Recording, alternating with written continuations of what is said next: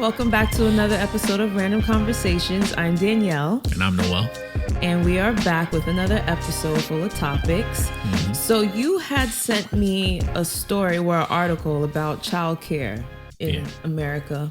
So childcare costs for at least 2 children in major cities in America are costing the same as renting a 2-bedroom apartment. Yeah. And renting a 2-bedroom apartment in New York City, that's like tops $4,000 or $4,000. So imagine paying rent and then also paying to put your child through daycare. I find that insane. I don't have a 2-bedroom apartment, but my son, he's already 8, so I don't have to worry about childcare. He goes to public school. The only time I have to worry is if school's out and who's going to watch him and who I have to pay. But $2,000 for 2 children, that's a K a month. Well, a K per child a month. Mm-hmm. I know you have a small child, like she's only 2, right? Yeah. But your son, he's 7 or 8? Yeah, so I don't really have to worry about, we pay for after school, but I mean, the thing with childcare is a lot of places that are affordable, it's hard to get in because a lot of parents, they stay there until their kid ages out, so it's hard to get into those affordable programs. And New Yorkers know exactly all about this particular topic because Mom Donnie basically won with one of those, with that issue being one of his main issues, childcare, talking about free childcare for everybody. I don't understand how New Yorkers are surviving out here with the level of how much you have to pay for childcare. Combined with everything else. Not just New Yorkers, people in all major cities across this country, it's the same issue. Yeah, it's crazy.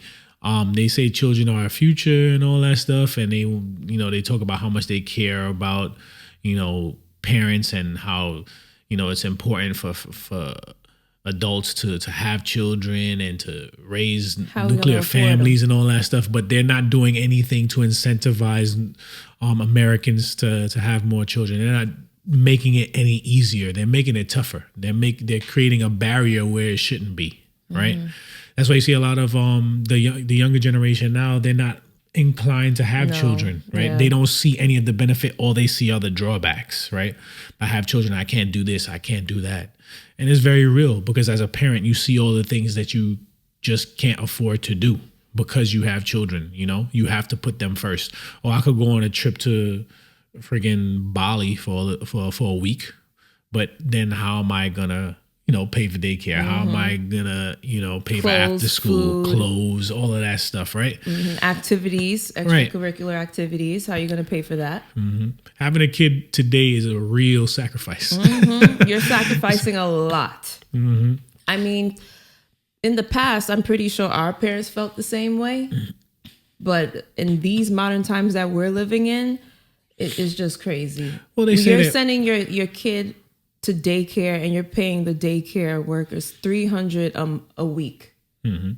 $300 of your money where you could have spent it on groceries, you could have spent it on or save it towards your rent or put it in your savings. You're paying them to watch your kid 8 hours a day, $300 per week. And that's if you have one. If you have one kid. Sometimes you have like 2 children. A lot of people like to have their children back to back. They don't even need to charge that much. Mm-hmm.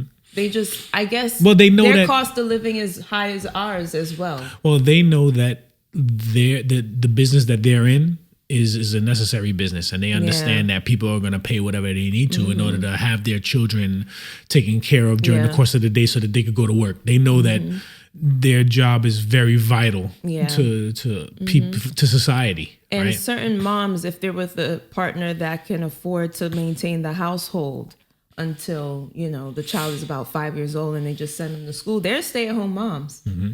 They're like, oh no, we could save money on this daycare. I'll stay out of the workforce for at least 5 years so I could make sure that we're saving money and I spend as much time as I can with my child instead of paying $300 a week for somebody else to take care of them.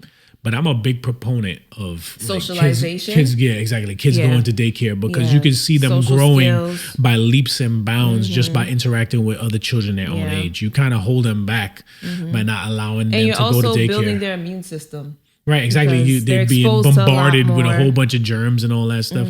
Like, I think daycare is very important, you know, to the development of your child in many different ways. Like you said, not only cognitively, but also their immune system gets that boost, and socially, right? They learn how to interact among their peers. It's necessary.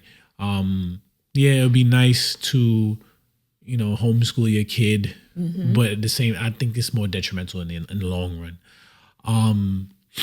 But a lot of people are turning to homeschool. Yeah, I don't agree with that. I don't think homeschooling is a great thing. Why? Right? Because I think that kids need to learn to operate in an environment which is filled with their peers. They need to learn to do that, because that's what life is. Life, you don't operate in a bubble. When you go to work, you're part of a team. You know, when you're traveling, not siloed. You're not by yourself. Exactly. When you're on the bus or the train, you're around people. You need to learn how to be comfortable around people, how to act around people. You know, to understand the social norms. You know, those things you don't learn being at home with your parent who's gonna shelter you from everything. Shelter you and treat you with kid gloves. You need to go out there in the world. And that's what school is. I feel like school at every level is just a little bit more that they put on a child. The world opens up just a little bit more. Every level you go up. It's like when you go from elementary school to junior high school, the world opens up a little bit. Your sphere widens just a little bit. Then you get to high school, and you have a little bit larger understanding about the world around you, and it becomes a little bit more intense in terms of the social dynamic, right? Yeah. But you're learning. And then when you get to college, and by that time you think you know everything, then you get to college and you're like, whoa, you don't know a thing. Now you're really seeing the world. And then after that, you know, so by the time you get out of college, you should already know how to operate within the bounds of society, right? So every stage counts. You can't cheat your children, I think. I think they need to go to daycare, and they need to mingle. They need to socialize. Yeah, but what would you... I guess you could say the welfare of a child is more important than saving money. Exactly. I mean, the whole point, because when you have children, all you want is the best for them. You want them to do better than you and all of that stuff. So you want to give them every advantage that you possibly can. Keeping them home, I don't necessarily think gives them... good for them. I don't think it gives them a major advantage. You know what I'm saying? If you want to say public versus private, I can understand that argument. But, you know, homeschool I think versus... COVID kind of like messed up a lot of people's views on how schooling is, because a lot more children, when they have that one-to-one time with the parent who's teaching them, they excel more in their studies than if they were to go to a regular school and do it in a classroom setting. Well, that's another thing that's another proponent people put in when they say, "Oh, I'd rather homeschool my child." But I think that's on a kid-to-kid basis. Not all kids would excel in that particular environment. Some would. Some need that one-to-one, and that's fine. You can also have your kid go to school and then you provide one-to-one tutoring, or they go to school, they come home and you do your homework with them. It's a partnership that the parent should be making with the school in order to get the best out of your child. Children, You can't just send your kid to school and then they're not doing what they're supposed to do and you want to put it on the teacher. What are you doing to help the teacher? Are you communicating with the teacher to find out, like, you know, what's the issue? What are the shortcomings? And you guys are working on a plan together, something that the teacher can do at school and that you can do at home to reinforce and to get that kid on track. You know, a lot of people, they just want to put it on the teacher. You know, it's easier to just give it to the teacher and be like, you know, this is what you're paid for. You handle it.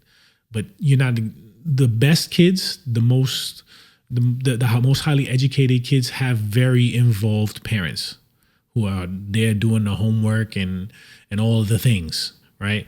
And not to say that it's easy. Sometimes you want to go home and you had a long day of work. You just want to get in your house clothes. You want to relax, watch TV, and just chill, you know, because before you know it, it's time for bed and you got to ramp up again for the next day. But you know, you have to sacrifice that time, that chill time, so that you can give your kids your energy, your time and effort to make them better. You know, that's what I do every night when I go home and I see my son. Make sure his homework is done correctly. Make sure we sit down, we read a book. He's the one that's reading aloud, and I don't really necessarily give him electronics afterward, but sometimes I do, just for like a reward, like here you could play on your iPad for at least 30 minutes before it's time for bed. But that one-to-one time with your child in conjunction of them learning in school is always beneficial. But back to this childcare thing and the cost of childcare, I hope Zoran Mamdani figures out a way to combat this, because it's really putting pressure on a lot of parents, especially single parents. Imagine if you're a single parent and you have to do that all by yourself. Yeah, I can't imagine. And not having the help of your significant other to help you or to foot the bill on some of these childcare costs. Yeah, it's very difficult. I say Bill de Blasio wasn't my favorite mayor, but when he came with 3K, that was great. I'm like, as soon as you turn 3, your ass is going to public school, because I ain't got to pay no more daycare fees and nothing like that. Until 5 years old, from 3 to 5, from 3, without that 3K, that universal 3K, people will be paying to send their kid to daycare up until 5 years old. No, 4. Because you have pre-K. You have pre-K. I forgot. Right. It was so long ago. So, long ago in the past. But people will take that extra, will start their kid in school extra 365 days earlier, save some money for sure. Yes. Know? So, yeah, I mean, it's crazy. I don't know. I don't understand how America thinks parents are supposed to function. If I didn't have a kid already and I see like all this going on, like how much I got to spend to do what? I'll pass. But that's the thing. A lot of people, if I don't have a significant other, I feel like the younger generation now thinks more about those things, about all the things that they would be losing. First. Yeah, they're thinking about all the things that they would be losing their freedom. If they were to have a child. Whereas our generation, we didn't really think that deeply about it. No, you just had a kid and that's it. Yeah, you had a kid and you're like, oh, this is happening. Yeah. And you take care of it that way. Yeah. But I don't know. I just think that that's a ridiculous number, that childcare for 2 kids is as much as rent for a 2-bedroom apartment. And in New York City, a 2-bedroom apartment is not cheap. No. In most of these major cities, a 2-bedroom apartment isn't cheap. No. And a lot of people can't afford them. Even with family members, some family members, you got to pay them to watch your child. And sometimes they are actually charging you more than a daycare. Because it's like, you want my services, you got to pay up. But it's insane. So sticking to the theme of children and how to not have them. How to not have them. So Spain passed this bill. It's called the menstrual leave, paid menstrual leave. So they would cover 3 to 5 days in a month if a woman is on her cycle. And I think 5 days if the cycle is very severe, meaning like she's in debilitating pain, she can't function, she can't do anything. I like the fact that Spain is doing this, because I think it's underestimated how severe some women's menstrual cycles are. Especially on the first 3 days, it's the most. If you don't take pain medication for it, it's the most severe pain some of you could even imagine. Especially if you have endometriosis. I don't, but I heard if you have endometriosis, the pain is even worse. So I do like the fact that they are spearheading this, because it really throws you off as a woman when you're sitting at work dealing with these period cramps and have to actually function as if you're not in pain majority of the day. So I know some people they're going to be like, I don't know about that, but if they don't experience it, meaning men, how are they to judge? Well, this is my thing, right? So that policy, the menstrual leave policy that was implemented in Spain, was specifically for women who have severe menstrual pain, right? Not just the typical, I have cramps and stuff like that, let me take a Tylenol or something like that, and I can kind of soldier on. These women are like keeling over, like can't sit up, can't function, having fevers and all of that stuff. It's for those women. And that's what I don't like, because when they spoke about the policy, they said all that the women would have to provide is a doctor's note. I was like, you should have a diagnosis of severe, like endometriosis. Yeah, endometriosis or something like that. Exactly. Because what's to stop any woman from saying, oh, I don't feel like going into work today. Oh, I'm having some cramps. I just can't do it today. You know what I'm saying? I think that that opens the door for that. And being in the line of work that I do, I can see a lot of employees, a lot, because we're already dealing with like call outs for many There's stipulations reasons, around it, but I do like the fact that this is happening. it's a cool idea, but I don't think it's feasible. Because I think there's going to be some women that actually call out because the pain is too severe. They can't do anything. Right. I feel like there's going to be a lot of women who are going to abuse it. Right. I'm not a woman, so I can't speak to menstruation. Right. And I ain't even going to try to. No. I'm just looking at it. I'm just looking at it from a real world perspective. An organization hires employees to work. You need a certain amount of employees to produce a certain type of product in order to be profitable, right? Now, if you give employees an excuse, a get out of jail free card to not come to work, that could be detrimental to the overall business. Now, I'm not saying that there aren't women who suffer greatly from menstruation. Not all women are going to call out or be out around the same time because everybody's cycle is different.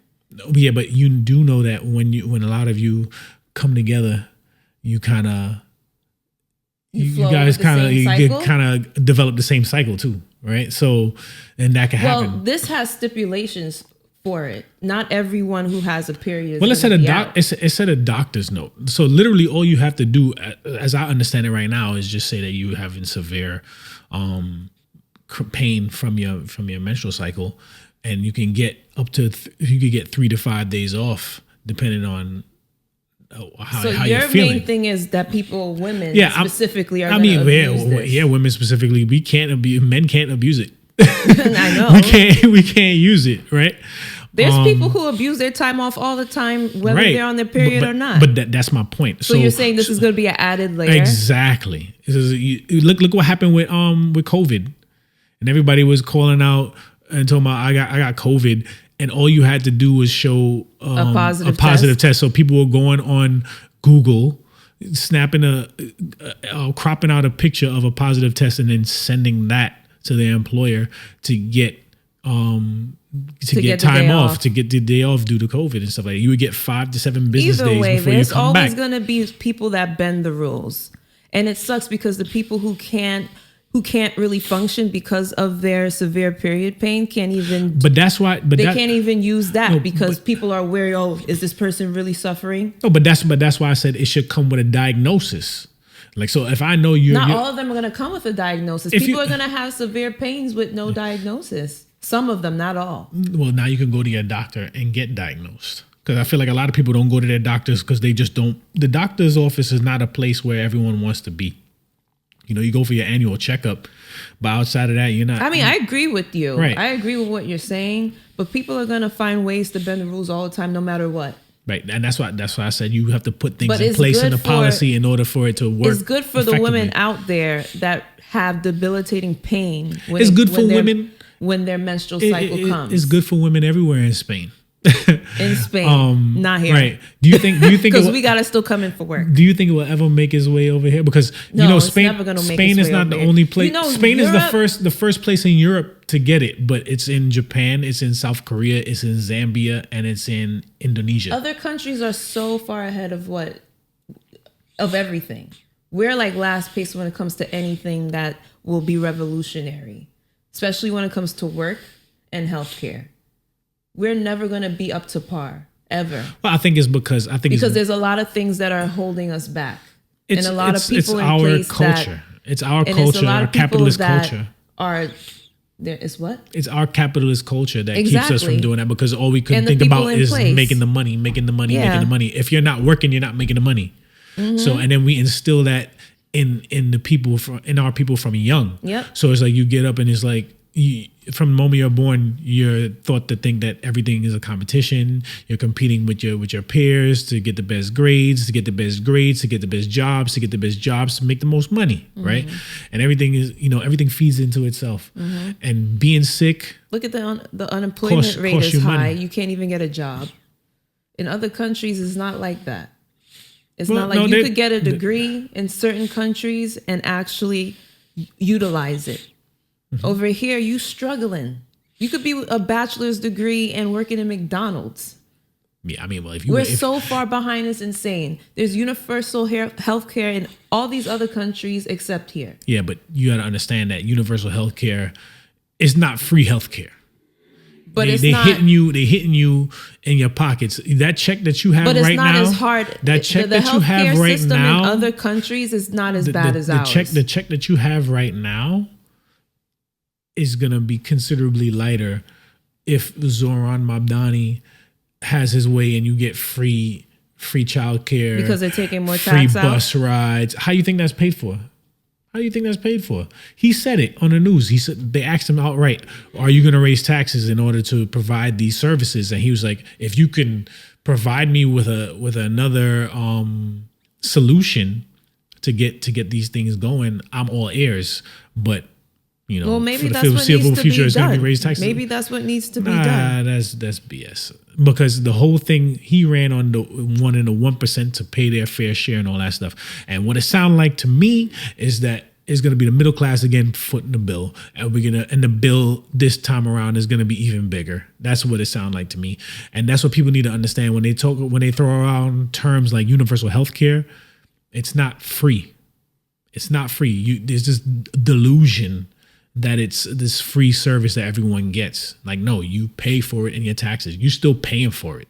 You're paying for it and you're not even using it, because every time your check is coming out, the only time you use it is if you get sick, right? So you're not going to the doctor every week. So you will keep paying into that system, right? So people just need to understand that fact.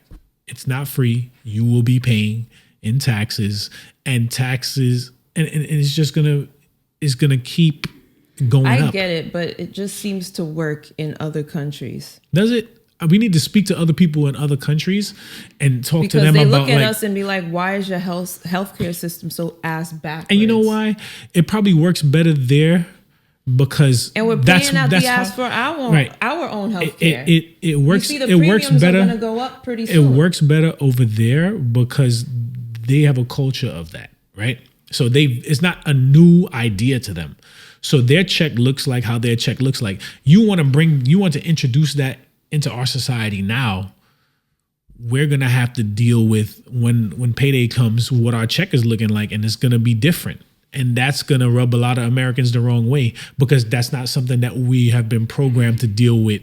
Right? This is something completely new. But don't you think if so it's coming out in our tax dollars, right? Yeah. We're not paying as much for healthcare. So it's just going into another area. No, you're paying for healthcare, but in the form of your taxes. Yeah, but it won't be as high as what we're paying for healthcare right now. No, you don't know. You're assuming that it won't be as high. But why would it be? It's going to be a flat. Why would it be? Wouldn't it be a? But you don't. It's like you're taking money out of this pocket just to put it in here. Because you're providing help. And the whole thing is you're not supposed to be paying that much. We're paying into a healthcare pot for everybody. Yeah, but you're not paying for yourself, right? How do you not? You're think not that's paying for yourself. Expensive? You're not paying $500. Your money, but the everybody's money taxes go for a coming pot out for is not everyone. going to be $500 You every don't know. 2 weeks. You don't know. I don't think it will be. I don't think it's going to be that And much of an amount. Whose insurance is $500 every 2 weeks? Mine's isn't $500. Yours is $500. The way this thing is yours going, is yours $500? No, it's not. Okay, so but if you're where you get this $500 figure from? I'm just using a number. No, that's an unrealistic number. Let's use a realistic number. With this healthcare thing that they passed, it's going to skyrocket. There's this one lady who used to pay $300. Now she said for her whole family, it's going to be even more. It's like double that. Well, how big is her family? She has like a husband and 3 kids. Okay, it's a pretty big family. And they all covered by the healthcare. That's why I'm saying like the $500. It's going to be more. It's going to be more. So instead of you paying $500 every 2 weeks for healthcare and you take it out of your taxes, it's not going to be that much. If you say so. I'm just saying. I know. Realistic, like if in a perfect, it shouldn't be that much. Yeah. I will have to do my research on that to see how much people in other countries, if they get taxed for universal healthcare, how much they're getting taxed. I've never seen a society that was happy to get their taxes raised. I've never seen a candidate win an election on the strength of that he or she's I going think to raise taxes. They're comparing it to what they see elsewhere. Right. Because it's so popular in other countries. But they want the same thing here. Right. But they're seeing that they're like, okay, so maybe we could just get our taxes raised a little and see what happens. If it means it's going to be easier life for us. If you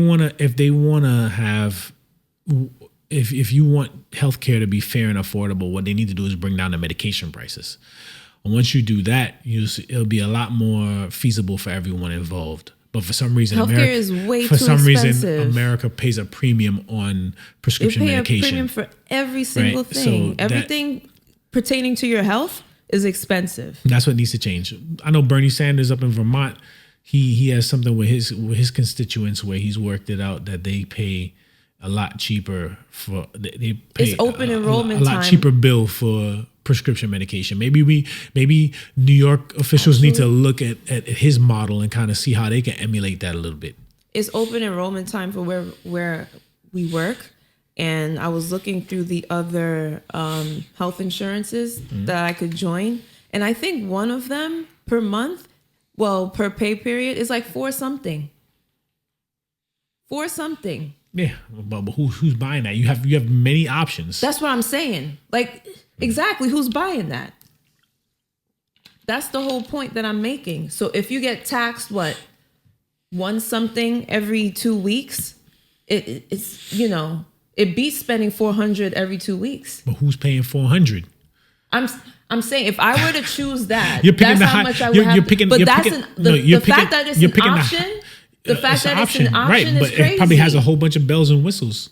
The fact that it's an option is crazy. No, it's options. You don't have to choose it. And I know, and I didn't choose it. I'm just using that as an example. No, but you have to use a realistic example because most Americans are not choosing the $400 I know. plan. I never said I was going to choose it. I'm just showing you that's an option out there for people. Right, and we also have there's a free option. There's also like a $50 option. I'm just saying that the fact that it's an option is crazy.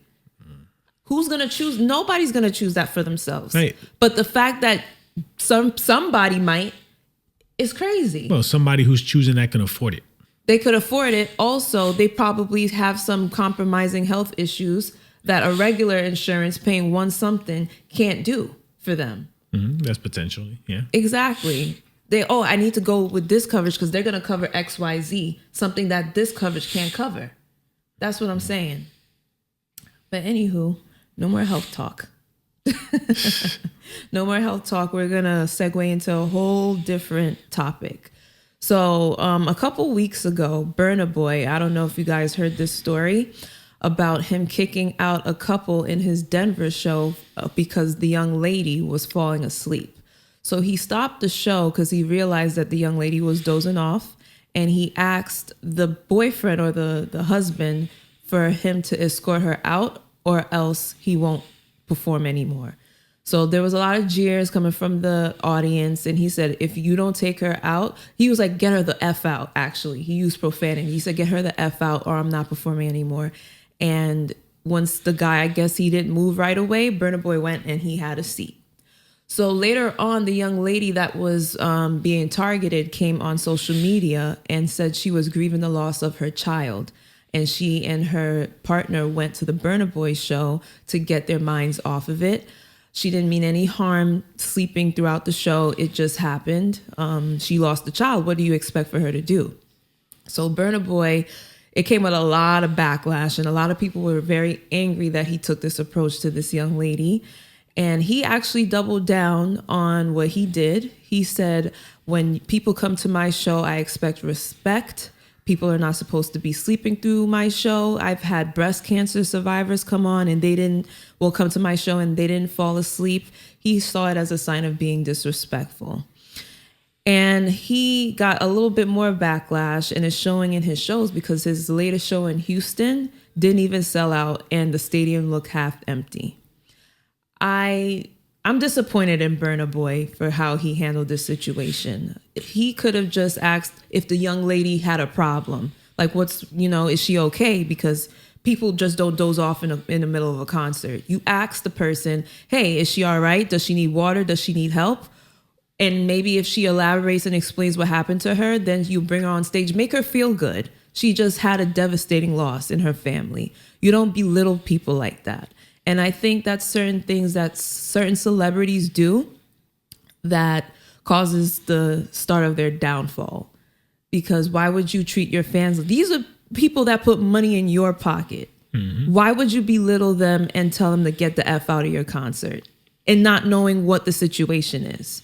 And especially the fact that she lost a child makes it even more inconsiderate on how he handled that situation. I'm just very disappointed in him. And maybe he'll rebound from this. You know, people have short-term memory when it comes to certain things like that. But I just feel like that was just out of order. And he needs to issue an apology and not double down on his statements like a jerk. Yeah, I mean, he kind of showed you his true colors. When people show you who they really are, you believe him the first time. He's an asshole. That's fine. I wouldn't spend any of my hard-earned money to go see him in concert. I wouldn't even waste my time listening to his shit on YouTube. But anyway, I wish that was me sitting in the front. I'd be like, you come off that stage and come get me about your show. You come off the stage and escort me out. Yeah. What kind of bullshit is that? I'm like, the lady is there. She spent her hard-earned money. If she chooses to go and sit there and sleep in it, regardless, say she just he could have fell handled asleep. That differently. Say she just fell asleep. Regardless, say she didn't lose a child or nothing like that. Say she just fell asleep in a chair. There's nothing wrong with that. She spent her money. She could sit in the chair. She could sleep in the chair. As long as she's not like hindering the show. Like, you know, like creating some kind of your performance? Right, creating some kind of disturbance or something like that. You know what I'm saying?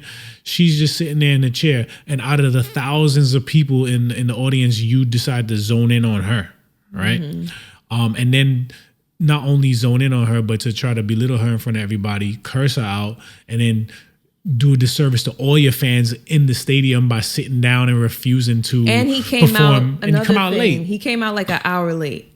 Right. So I'm like, people got bedtimes.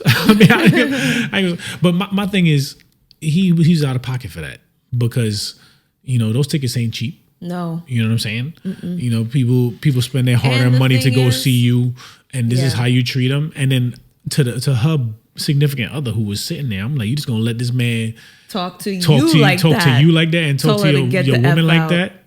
I told you, it couldn't have been me. And I've been to a Burna Boy concert, and he puts on a show. Mm-hmm. He does. But that doesn't warrant you to come on stage and talk to your fans like that. Nah, he's a dickhead. And he just shows me that he doesn't have an appreciation for his fans. Mm-hmm. He said if you on a plane and you make the pilot uncomfortable, they'll deplane you, right?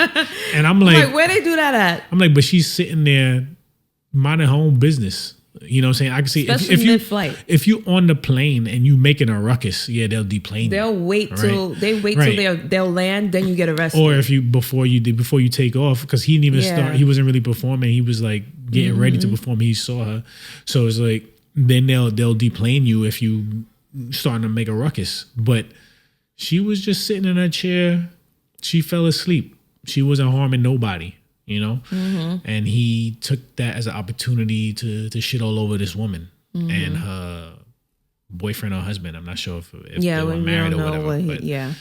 I'm like, wow. And then the most disgusting part about it was there are members of the audience like take her home or take her out, condoning the nonsense. Yeah, you know what I'm saying? And it's just crazy, man. It's crazy. That's why you can't idolize certain people. Because look at how they treat their fans. There's certain people I don't idolize any celebrity. Do I like a celebrity? Yes, but I'm not gonna idolize them to the extent where I'm like crying. I'm like, oh my God. That's just never me. Yeah, because you don't know them. You don't know them. And case in point, you thought he was gonna be come perform and then you go home and then you just get attacked out of nowhere. Yeah. And this is not the first time that he's been into a little tussle with a fan. He kicked a fan who attempted to steal his diamond ring in Zambia, which I understand. I mean, try to steal something, so yeah. Ordered fans to leave for being moody in Atlanta. So this is not the first time he's told his fans to get out. What does he mean by being moody, though? I guess they weren't feeling the concert. You know, just standing there. Yeah. Instead of singing and dancing. He's used to people singing and dancing at his concerts. I wish. So if people standing up still just looking at him, he's telling you to get out. And he pushed a fan who tried to hug him on stage. Oh yeah, bro. I mean, the fan ran up there. Yeah, physical altercation I could understand. But if you're just randomly picking people out of a concert to tell them to leave because you don't feel like they're reacting the way they should react to see you, like I guess, you know. Right. Some people might be low energy. Yeah, but it doesn't mean that they're not having a good time. Yeah. It doesn't mean that they're not having a good time. He's out of control. There's no excuse for his behavior. Yeah. And, you know, people have been canceled for less. Yeah, people have been canceled for less. Look at DaBaby. DaBaby got canceled because he said something about homosexuality. His career never really rebounded after that. Mm-hmm. And people, they have outrage for certain things like that. And fans have a lot of power. And I think people tend to forget that. Fans have a lot of power. And if fans have all the power. You're the ones that create stars. You're the ones who bring them back down to reality. If they don't agree with something that you did, that's it. Mm-hmm. You're done for. Yeah. Celebrities celebrities forget that they're in the business of entertaining us, right? Yeah. And because you entertain us, we are happy and we give you money, right? But that money you make, all those events that you get invited to and stuff like that is because fans support you, right? The chain you got is because fans support you. And they also have these things called industry plants, but right, you can't. But it doesn't matter, industry plant or not, right? At the end of the day, it's the fans that push you up, right? Mm-hmm. So if you're gonna treat your fans like that, the people who are responsible for your livelihood, right? You know, that says a lot about you. Mm-hmm. You know, he forgot that he's an entertainer. I think he prides himself on being an entertainer that much, and if you're not entertained, he feels away. No, what he should do is try to figure out, well, damn, how can I make my act better so that everyone is entertained and no one is falling asleep? Well, you said it, like some people on you as the fan and be like, well, something's wrong with you. You just said it. Some people are low energy, and there's nothing you could do about that. Right. So, they just they are enjoying it in their own way. They might not be reacting in the way that you want them to react, but they're enjoying it in their own way. Mm-hmm. And he just has to deal with it. Yeah. And I feel like a lot of American, like, I don't know if you know this, you probably don't, but concerts in America are not like concerts out like internationally. I feel like the international crowd has a little bit more, they're a little bit more upbeat. They will enjoy the show more than if you were to do it in America. Well, I feel like it's harder to entertain Americans than it is because we're so used to having it all. Like people overseas. Yeah. You know? And we're people overseas, they love a lot of the old stuff too. They love American acts. Yeah. They love international American. Well, we're international to them. So when an American artist goes overseas and that crowd goes crazy. But us in America, we used to it. So we might not be as active. It's like Will Smith going on a European tour and selling people out, like going crazy over him. He couldn't sell. I don't think he could sell out in the States. He's not going to sell out in the States. 50 Cent went on a world tour. Every stop he did internationally, those people were going crazy for 50 Cent. Yeah, there's big money based off of American entertainment overseas. But then there's some international acts that come here and they don't even care about making it big in America because they're making their money elsewhere. Yeah, I mean, because I'm pretty sure we as Americans, that show he did was in Denver. He probably doesn't care. Who? Burna. He should care. Why wouldn't he care? Because it's predominantly white. Probably the demographic. Yeah, but white people are the ones that buy the most music. So why would you not care? You go there, he goes into that concert and there's a bunch of white people reciting your music. You know what I'm saying? Word for word, verbatim. They bought all your albums. Or it could be the black demographic that lives in Denver. Yeah, a lot of white people buy black music. So don't get it twisted. You're not gonna reach certain heights unless you have crossover ability. You have to be able to incorporate the white audience in order to be global, right? Every artist wants to be global. I don't know if you've ever seen this, but DMX did a concert. I think it was Woodstock, Yeah, 99. and you see all them white people? Yo, it was a sea. And they were reciting everything line for line for line for line. I don't understand how black people still don't understand that. I'm like, white people love hip hop and they support it. They support it way more than we do.